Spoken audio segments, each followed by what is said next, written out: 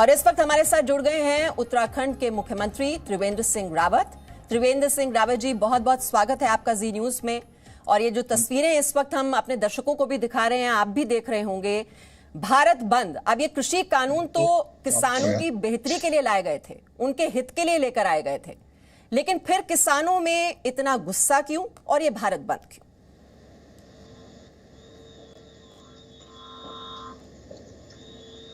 Hello जी त्रिवेंद्र जी, मेरी आवाज आप तक पहुंच पा रही है? जी जी जी त्रिवेंद्र जी, आप जरूर तस्वीरें तो देख रहे होंगे, जी न्यूज पर हम दिखा रहे हैं किस तरह से जाम की स्थिति है, कई जगह ट्रेनों को रोका गया है। अब ये जो कृषि कानून लाए गए त्रिवेंद्र जी, ये तो किसानों के हित के लिए लाए गए, और किसानों में ही इतना जबरदस्त गुस्सा, ये भारत बंद क्यों? देखिए, ऐसा है कि पंजाब के किसानों में ज़्यादा गुस्सा है। राजस्थान में परिवहन को रोक दिया गया है, पंजाब में परिवहन को रोक दिया गया है। जिस प्रधानमंत्री ने, और जब वो प्रधानमंत्री बने थे तो देश का जो कृषि बजट था 2014 में, वो 12,000 करोड़ रुपया था। आज 1,34,000 करोड़ रुपया हो गया है। कई गुना आज कृषि का बजट बढ़ाया गया है। जिन प्रधानमंत्री ने अपने मुख्यमंत्री रहते हुए गुजरात में किसानों को जहां आधा घंटा 1 घंटा पानी मिलता था, और वो भी कोई समय उसका निर्धारित नहीं होता था, वहां उन्होंने 7-7 घंटे किसानों को पानी देने का काम किया। आज वो प्रधानमंत्री बन गए। स्वामीनाथन की जो रिपोर्ट है उसको लेकर शरद पवार जी भी कहते थे, उसको लेकर के कांग्रेस ने अपने 2019 के घोषणा पत्र में भी कहा, शरद पवार जी ने भी कहा। आज वो क्यों इसके विरोधी हो गए, ये एक बड़ा सवाल है। किसानों को आज विकल्प दिए गए हैं। आप मंडी से बाहर भी अपना माल, अगर आपको अच्छा मूल्य मिलता है तो आप बेच सकते हैं। देश के किसी दूसरे शहर में आपको अगर अच्छा मूल्य मिलता है तो आप वहां पर जाकर के और अपना उत्पाद बेच सकते हैं। तो ऐसे में जो कांग्रेस अपने घोषणा पत्र में इन सब चीज़ों को सम्मिलित करती है, डिमांड करती है और कहती है कि देश की किसानों को आश्वस्त करते हैं कि हम ये सब कुछ हम लोग करेंगे अपने सरकार आने पर।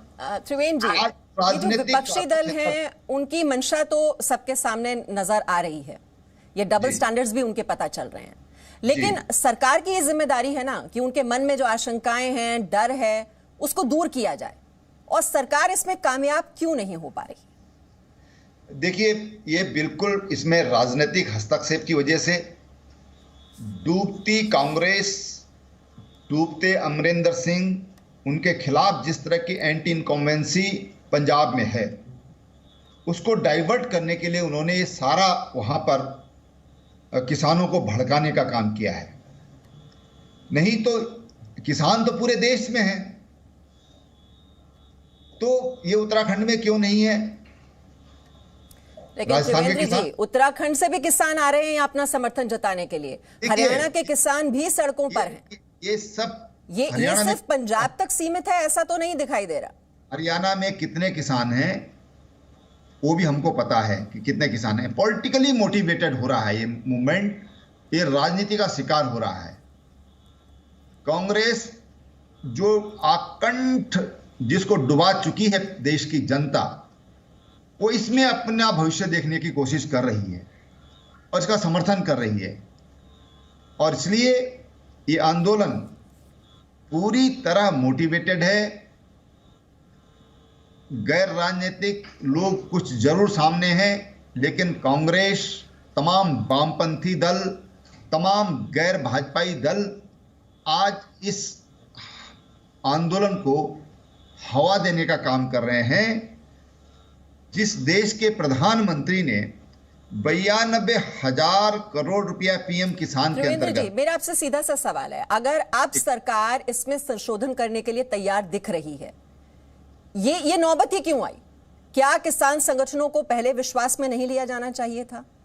अगर उनके मन में कोई सवाल थे, अगर ये पहले ही उनके कंसर्न्स को एड्रेस कर दिया जाता, तो फिर ये किसान क्यों सड़क पर आते? आपका सवाल बिल्कुल जेन्युइन है, लेकिन कांग्रेस ने पहले अपने घोषणा पत्र में इसको सम्मिलित किया, शरद पवार जी ने अपने घोषणा पत्र में इसको सम्मिलित किया, पंजाब के मुख्यमंत्री ने पंजाब का जो स्टेट का उनका घोषणा पत्र था उसमें इसको सम्मिलित किया। आज वो क्यों विरोधी हो गए भाई? लेकिन त्रिवेंद्र सिंह रावत जी, वो सरकार का हिस्सा नहीं है। अब जनता ने उनको सबक सिखा दिया, वो पूरी नहीं कर रहे थे किसानों की मांगे, इसलिए उन्हें बाहर का रास्ता दिखाया गया। अब आप सत्ता में हैं तो जिम्मेदारी तो आपकी बनती है कि अब जो भी उनके मन में है उसको दूर किया जाए, या जो भी एमएसपी को लेकर उनकी मांगे हैं वो मांगे पूरी नहीं हो पा रही हैं। जिन लोग, देखिए मैं बताऊं, एमएसपी की मैं आपको बात बताता हूं।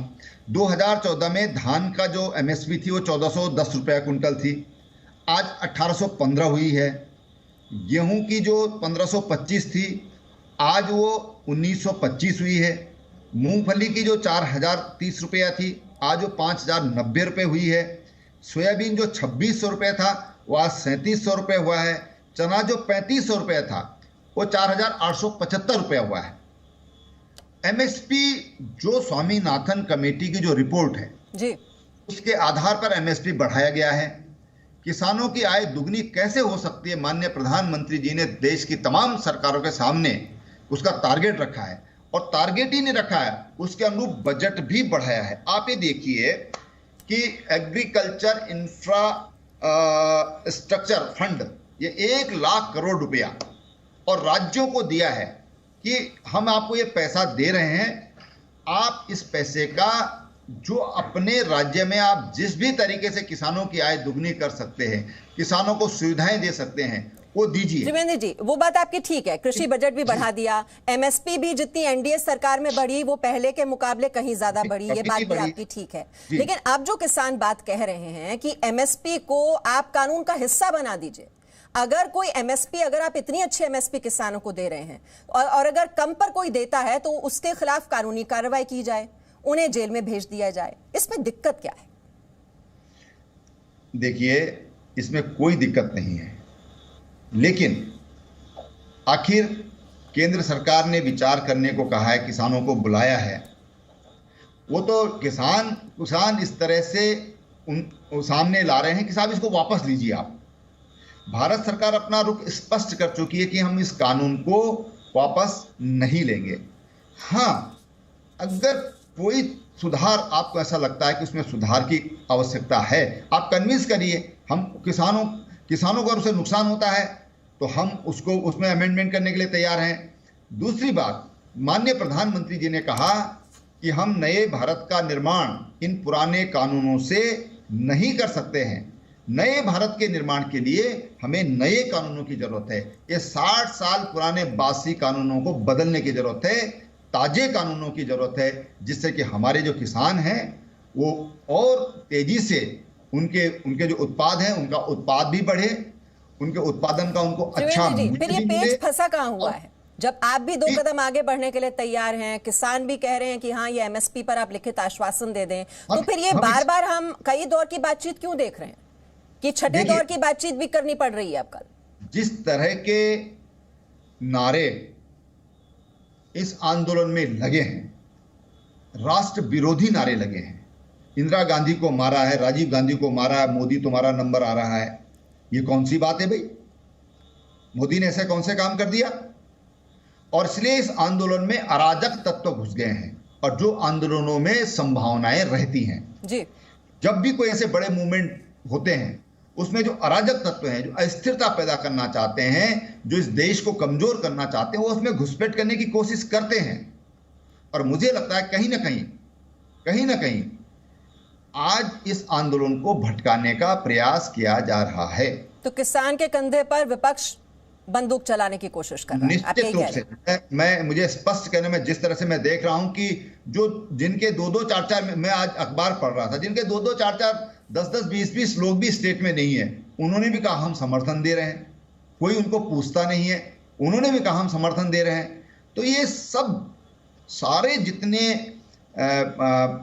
भाजपा विरोधी हैं वो सब इकट्ठे होकर के आज किसानों को समर्थन लेकिन करने का त्रिवेंद्र जी ये कहीं ना कहीं ये आपकी भी तो इसमें वो बोली जाएगी, गलती कहें या क्या कहिए, कि विपक्ष फायदा उठाने की कोशिश कर रहा है कि एक हम एंटी मोदी कोलिशन बनते हुए देख रहे हैं, सारे सियासी दल एक प्लेटफॉर्म पर आपके खिलाफ।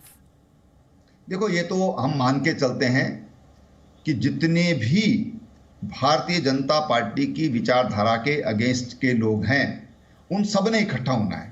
भारतीय जनता पार्टी एक तरफ रहेगी, ये सब एक तरफ रहेंगे और हमको इनके साथ लड़ना है, क्योंकि हमारी लड़ाई विचारधारा की लड़ाई है। लेकिन इस समय मैं इसको विचारधारा से, क्योंकि इस समय ये विषय छेड़ना मैं समझता हूं कि समीचीन नहीं होगा।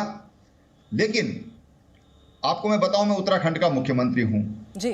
कोविड का इतना बड़ा दुष्प्रभाव इस समय देश की अर्थव्यवस्था पर और दुनिया की अर्थव्यवस्था पर पड़ा है। हमने ऐसी परिस्थितियों में भी किसानों का, पहला स्टेट है उत्तराखंड जिसने किसानों का पूरा गन्ने का पूरा 100% भुगतान नए पेराई सत्र से 2 महीने पहले कर दिया। लेकिन त्रिवेंद्र जी, ये जो किसान जो एक बैनर लेकर घूम रहे हैं अब, यस और नो, अब सरकार को तो जवाब देना पड़ेगा, यस और नो। ये कब तक हम कितने दौर की बातचीत को टालते रहेंगे, क्योंकि गतिरोध को तो खत्म करना ही है। त्रिवेंद्र जी, मैं ये मानता हूं कि जो ये कानून बना है ये किसानों के हित में बना है, किसानों की आने वाली जनरेशन में के लिए ये कानून बना है और ये कानून राष्ट्र हित में है, ये कानून किसानों के हित में है। जी त्रिवेंद्र जी, लेकिन हमने इस बीच देखा कि जो सबसे पुराना आपका जो दोस्ताना था जिस पार्टी के साथ, अकाली दल, वो दूर हो गया। अब अवार्ड वापसी जो है वो भी हम देख रहे हैं, वो दौर भी शुरू हो गया है, जो खिलाड़ी हैं वो पहुंच रहे हैं अवार्ड वापस करने के लिए। नाटक इस देश में कई बार हो गया है जी, लेकिन ये थोड़ी एम्बैरेसमेंट तो पार्टी के लिए हो ही जाती है ऐसी स्थिति में। आप चाहे वो सियासी साजिशी आप इसे कह लीजिए, लेकिन वो हालात तो बन ही गए। ठीक है, ये भ्रम दूर हो जाएगा। आसमान में बादल आते हैं लेकिन सूरज अपनी रोशनी को नहीं खोता है। बादल हटते हैं, बादल छंटते हैं, फिर रोशनी सामने आ जाती है, पूरा दुनिया प्रकाशमान हो जाती है। चलिए, तो आप ये उम्मीद जता रहे हैं कि रोशनी अब जरूर दिखाई देगी। इतने दिनों से हम ये गतिरोध देख रहे हैं जो कि किसानों और सरकार के बीच बना हुआ है। आज 13वां दिन है, भारत बंद का आह्वान किया गया है, लेकिन त्रिवेंद्र सिंह रावत ये उम्मीद जताते हुए कि रोशनी जरूर नजर आएगी इस गतिरोध के बाद। बहुत बहुत शुक्रिया त्रिवेंद्र सिंह रावत जी, हमारे लिए वक्त निकालने के लिए हमसे बातचीत करने। Presenting V News app available on Google Play and App Store. Download it now.